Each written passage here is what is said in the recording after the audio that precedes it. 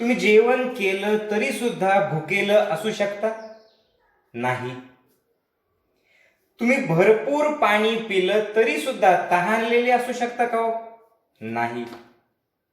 पण आपल्यापैकी काही जेवण केलेले आणि पाणी पिलेले लोक सुद्धा तहानलेले आणि भुकेले आहेत.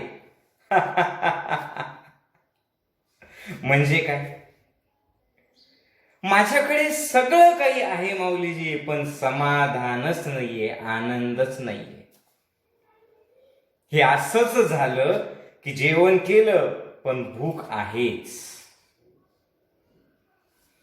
सगळं काही आहे पण समाधान नाहीये, बस नैराश्य आलं, मी करू तरी काय? अनेकांना असा प्रश्न पडतो ना. लक्षात घ्या, समाधानी माणसाचं लक्षण काय आहे? चांगलं घडो वाईट घडो, मनाप्रमाणे हो नाही तर मनाच्या विरुद्ध हो, त्याच्या चेहऱ्यावरती छान स्माईल आहे, हृदयात प्रेम आहे, मनात शांतता आहे आणि विचार सकारात्मक आहे. मनामध्ये फीलिंग है कि अरे यार छोड़ो ना, क्या पकड़ के बैठे हम, वो है साथ में, तेरा साथ है तो मुझे क्या कमी है. अंधेरों से भी रोशनी आ रही है, बस समाधान. एक वेळेला दुष्काळ पडला 3-4 वर्ष, आणि मग आपल्या बाबूला शेतात काही कामच नव्हतं. आता काम नव्हतं तर तो परेशान झाला की दुष्काळ पडला, दुष्काळ जायला पाहिजे, दुष्काळ जायला पाहिजे, आमचं कसं होईल, आमचं कसं होईल. त्यानंतर 4थ्या वर्षी भरपूर पाऊस पडला, सगळे शेतकरी सुखावले, बाबू मात्र तरी सुद्धा दुःखीच.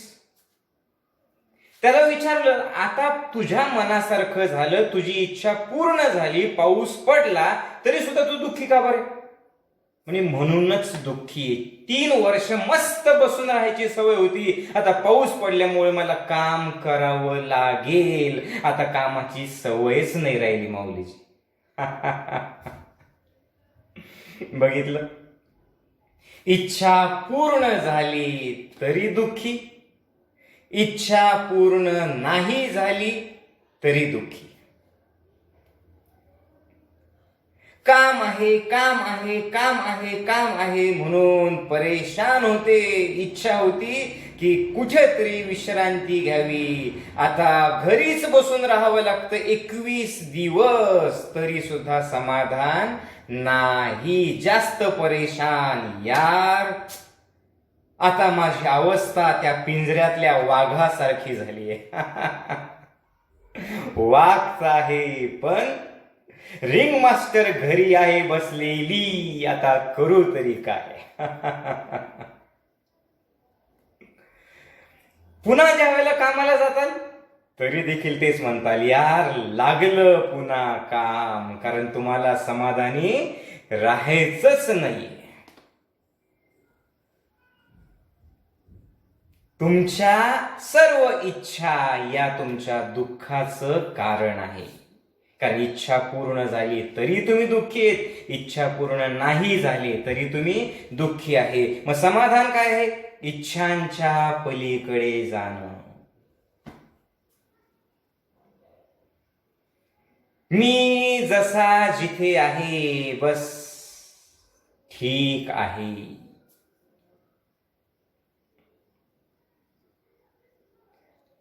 समाधानी माणसाचं लक्षण आहे हृदयात प्रेम आणि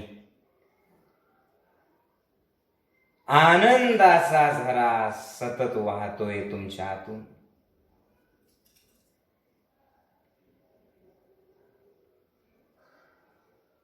कारण लॉकडाऊन असेल काय किंवा नसेल काय, माझ्या हृदयाचं लॉक मी काढूनच टाकलेलं आहे. I am open to all. मी आयुष्यात जे घडेल, I am accepting each and every moment as a grace of God.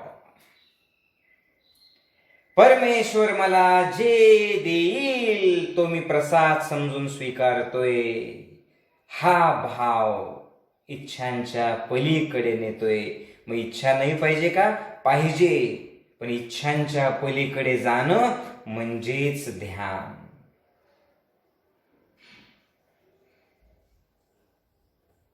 आज शांतता, मौन, समाधान.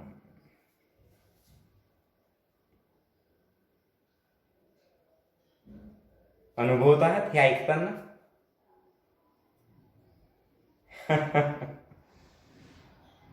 की मनात विचार सुरू आहे, अरे माऊलींना चष्मा लागला का काय? चष्मा नाही, गॉगल आहे तो.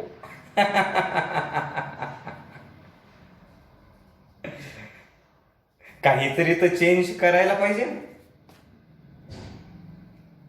आज ठरवूनच घ्या बरं तुम्ही.